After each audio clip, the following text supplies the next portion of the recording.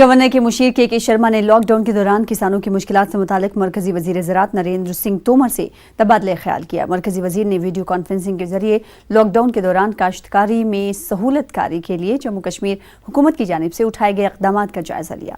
Governor के मुशीर ने इन्हें यकीन दिलाया कि इस बात को यकीनी बनाया जाए और यकीनी बनाने की हर मुमकिन कोशिश की जा रही है कि काश्तकार अपने खेतों के करीब ही पैदावार फरोख्त कर सकें और उनके पैदावार को अंदरून और बैरून रियासत ट्रांसपोर्ट में भी रुकावट न आए।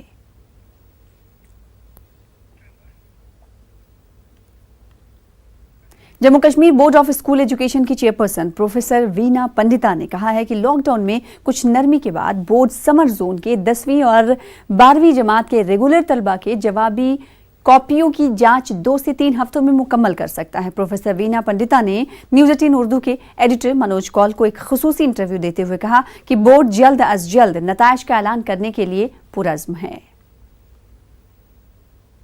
सबसे पहले आपसे ये जानना चाहेंगे, अभी हमने देखा कि पहली से 9वीं तक और 11th का जो क्लास है उस जो समर जोन में आता है तो उसका आपने मास प्रमोशन किया है, क्यों कर इतनी ज़्यादा ज़रूरत पड़ रही है?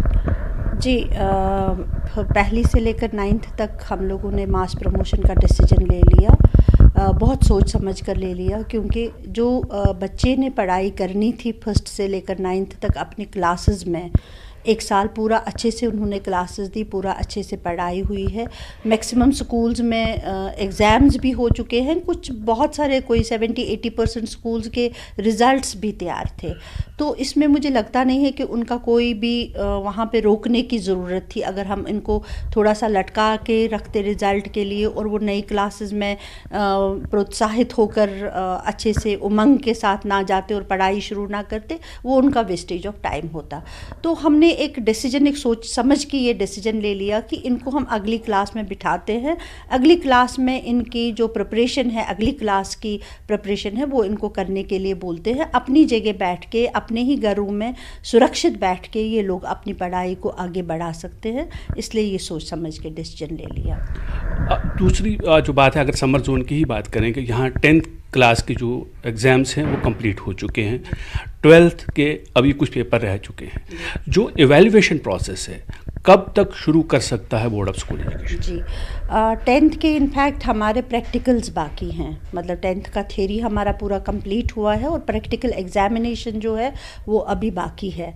तो हमारा ये मानना है कि अगर हमें लॉकडाउन जैसे पूरा जो इस टाइम 100% लॉकडाउन है, जो हमारी ही सेफ्टी के लिए, और हम सब जानते हैं कि बहुत ज़रूरी है हमें सबको अपने घरों में बैठना, तो इसमें अगर थोड़ी भी डील, जैसे भी गवर्नमेंट समझती है कि इसमें थोड़ी सी डील आगे आके हमें मिलेगी, तो हम फेज़ वाइज और मॉर्निंग इवनिंग शिफ्ट्स लगा के हम इनको 2 शिफ्ट्स में बिठा के हम रिज़ल्ट कोई 15-20 दिनों में 10th का निकाल सकते हैं। ऐसा कोई और उन्हीं 10th मतलब 15-20 दिनों में हम प्रैक्टिकल एग्ज़ाम भी कंप्लीट करवा लेंगे, या फिर जो भी हमारी उस टाइम पे हमारा वो रहता है उस हिसाब से उनको मार्क्स दे के, तो इवैल्यूएशन दे के पास कर सकते हैं। ऐसी कोई ये बड़ी बात नहीं है, लेकिन बात सिंपली इतनी है कि थोड़ा सा भी लॉकडाउन में अगर डील पड़ता है तो उसके बाद हमें 15-20 दिन की ज़रूरत पड़ेगी ही पड़ेगी इस रिज़ल्ट निकालने के लिए। जी, जहाँ तक 12th का है, 12th के अभी जो थ्योरी भी है वो भी कंप्लीट नहीं हुई है, तो लगता है कि काफ़ी देर हो सकती है इस बार। नहीं, मैं आपको बताती हूँ, 12th के हमने फॉर्चुनेटली प्रैक्टिकल एग्ज़ाम सारे कंप्लीटेड हैं और 90% हमारा थ्योरी भी कंप्लीट है। 2 थ्योरी पेपर्स रहते हैं और 1 वोकेशनल पेपर रहता है, जो कि हम बच्चे हमारे तैयार हैं इस टाइम पे, हमें उनकी प्रॉब्लम नहीं है। अगर हम उनको 8 दिन का नोटिस देते हैं और 8 या 9 दिन के ड्यूरेशन गैप में हम उनके ये तीनों पेपर्स कंडक्ट कर सकते हैं, 2-2 दिन का गैप देके।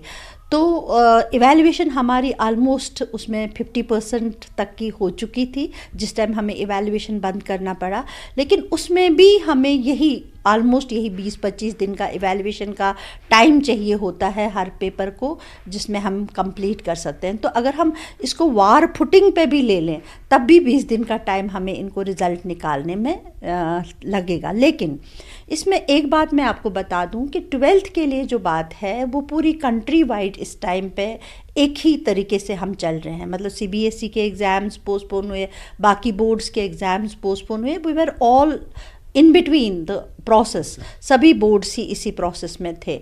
तो हमारा भी इतना बैकलॉग नहीं है जितना मतलब जैसे बाकी बोर्ड्स का है वैसे ही हमारे बोर्ड का भी है।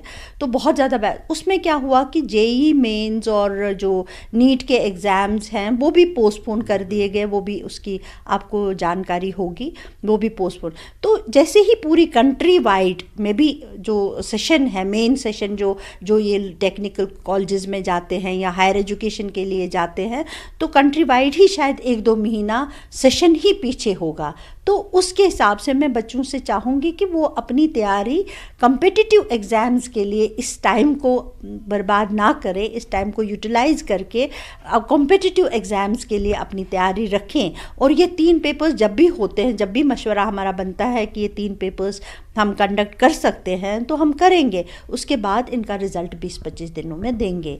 यानी आपका कहना है कि जो पेरेंट्स अभी थोड़ा घबराए हुए हैं, उन्हें लगता है कि हमारा रिजल्ट लेट हो गया, पता नहीं हमारे बच्चे को चांस मिलेगा कॉम्पिटिटिव एग्जाम्स में, उन्हें घबराने की ज़रूरत नहीं क्योंकि ये कंट्री वाइड प्रॉब्लम है। जी, ये कंट्री वाइड प्रॉब्लम है और इस टाइम हम सब लोग इस चीज़ से अवेयर हैं कि बच्चों का मतलब मोस्टली 12th क्लास के लिए हम अवेयर हैं कि इनको आगे हायर एजुकेशन में जाना है, एक स्कूल एजुकेशन को छोड़ के एक नेक्स्ट लेवल पे जाना है। तो ऑल ओवर कंट्री ही इसका अरेंजमेंट किया जाएगा। तो मुझे नहीं लगता है कि हमें कोई भी घबराने की ज़रूरत है, उल्टा हम इस टाइम को यूटिलाइज करके कॉम्पिटिटिव एग्ज़ाम्स में बहुत अच्छे से प्रैक्टिस करके और पढ़ के हम लोग तैयारी से जा सकते हैं।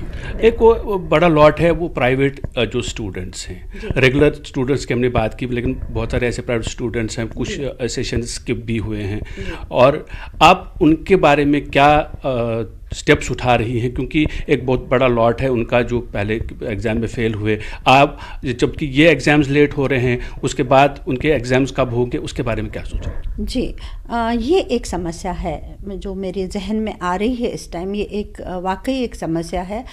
देखिए, जैसे हमने 11th का, आपको मालूम होगा कि बोर्ड 10th, 11th और 12th के एग्ज़ाम्स करता है। तो 11th का हमने मास प्रमोशन का डिसीजन जो ले लिया, बहुत सोच समझ के ले लिया, जैसे मैंने अभी आपको कहा। तो 11th हमने सिर्फ समर जोन के लिए जो एनुअल रेगुलर बच्चे हैं सिर्फ उनके लिए नहीं किया, बल्कि जो प्राइवेट और बाय एनुअल जो हमारे विंटर जोन जम्मू डिवीज़न के बच्चे हैं और कश्मीर डिवीज़न के जो बच्चे हैं उन सब के लिए भी ये डिसीजन ले लिया कि वो जाके 12th की तैयारी करना शुरू कर दें और अपने टाइम को अच्छे से यूटिलाइज करें। तो बाकी यहाँ पे जो बच्चे हैं 10th और 12th के जो बाय एनुअल और प्राइवेट वाले जो बच्चे हैं उनका थोड़ा सा डिले हो जाएगा एग्ज़ाम में, क्योंकि जब तक हम इनका रिज़ल्ट नहीं निकाल पाते हैं तब तक उनके फॉर्म्स नहीं भरे जाएंगे और तब तक उनको हम एग्ज़ाम में बिठा नहीं सकते हैं।